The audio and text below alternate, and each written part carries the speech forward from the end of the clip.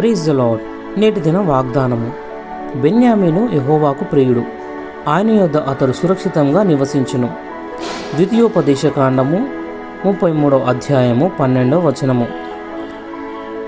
నీ 2 చేతులు చాపి ఒక చిన్న పిల్లాడిని దగ్గరకు రమ్మని పిలిస్తే దగ్గరికి రాడు. సరికదా వాళ్ళ అమ్మను గట్టిగా పట్టుకొని వదలనే వదలడు. చిన్నపిల్లలెప్పుడు తల్లిదండ్రుల దగ్గర భద్రత ఉంటుందని వారినే నమ్ముతూ ఉంటారు. అలాగే దేవుని బిడ్డకు సర్వశక్తుని రెక్కల మాటున నూతన భద్రత చేకూర్చబడి ఉంటుంది. చిన్న కోతిపిల్ల తల్లిని పొట్టన పట్టుకొని ఉండడం ఎప్పుడైనా చూసావా? ఆ తల్లి ఒక చెట్టు మీద నుండి మరో చెట్టుకు ఎగిరేటప్పుడు చిన్నపిల్ల క్షేమంగానే ఉంటుంది.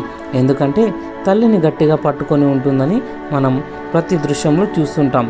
నేను ఎంతో సంతోషంతో గమనించేవాణ్ణి. అలాగే కోడి తన పిల్లలను భద్రపరిచే విధానం కూడా నాకెంతో ఇష్టం. గ్రద్ద ఆ ప్రాంతంలో ఎగురుతూ ఉంటే పిల్లలన్నీ తల్లి రెక్కల క్రింద దాక్కుంటాయి. విశ్వాస జీవితంలో దేవుడు కూడా ఇలాగే చేస్తాడు. మనం ఎప్పుడు ఆయన యందు విశ్వాసం ఉంచి సంపూర్తిగా ఆయనపై మనం ఆధారపడాలని మన పరలోకపు తండ్రి కోరుకుంటూ ఉంటాడు. ప్రార్థన.